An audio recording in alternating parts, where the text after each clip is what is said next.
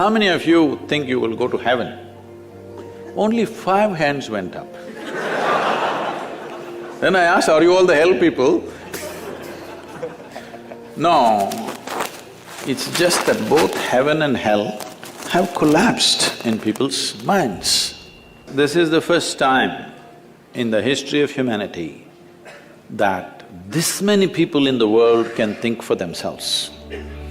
Otherwise, your priest, your mullah, your pandit or a book was thinking for you. The first time that so many people can think for themselves. Or they're thinking right, thinking wrong, there are many issues about that. But they're thinking right, thinking wrong, but they're thinking. So all illogical things are naturally collapsing.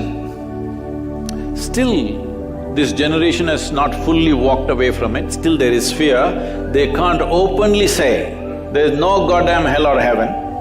They're still fearful about it, but they're trying to make a little heaven for themselves here. So, hey, wait. So naturally, when they're not able to do it for themselves out of their own intelligence, they will fall back on chemicals.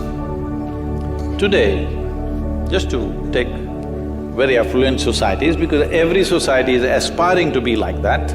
Let's say you take United States, which is the most affluent nation on the planet right now. 70% of US population is on prescription medication. Another 30%, of course, buying it off the back streets.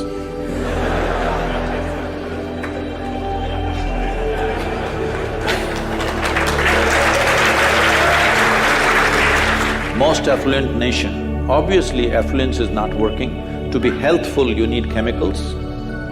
To be joyful, you need chemicals. To be peaceful, you need chemicals.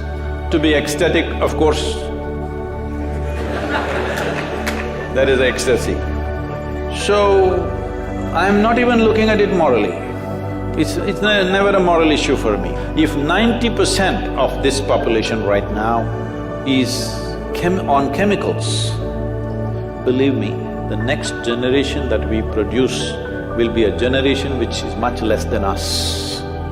If we produce a next generation less than ourselves, we have committed a crime against humanity, because the next generation must be at least one step ahead of us, otherwise we've lost it. We've lost the entire process of civilization when we produce a next generation which is actually less than us. So, we are heading towards this rapidly unless we teach individual human beings how to simply sit here and be blissed out.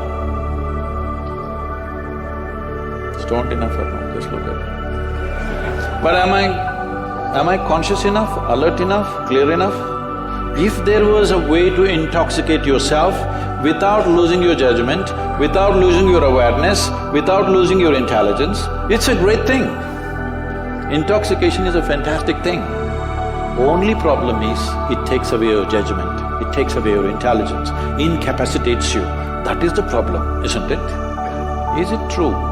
Ask anybody, you're not in the medical sciences, but ask anybody, is it true that this body here is the greatest chemical factory in the universe right now? The universe that we know at least?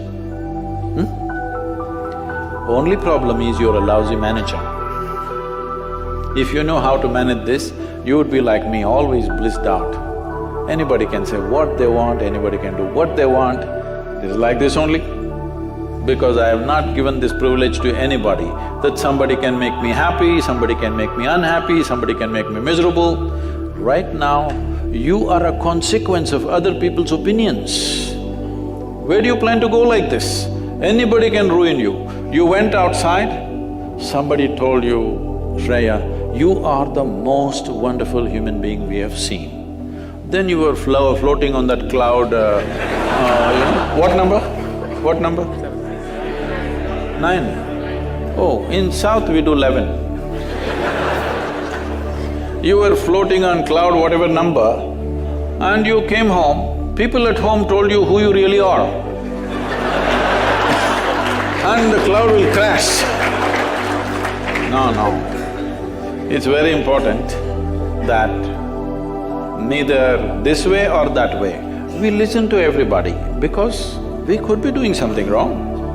Hello? Any moment we could be doing something wrong, so we listen to everybody. But what they say will not determine how I am. Never, ever. This you must fix and you must tell your friend when she's not drunk. Because otherwise she won't understand.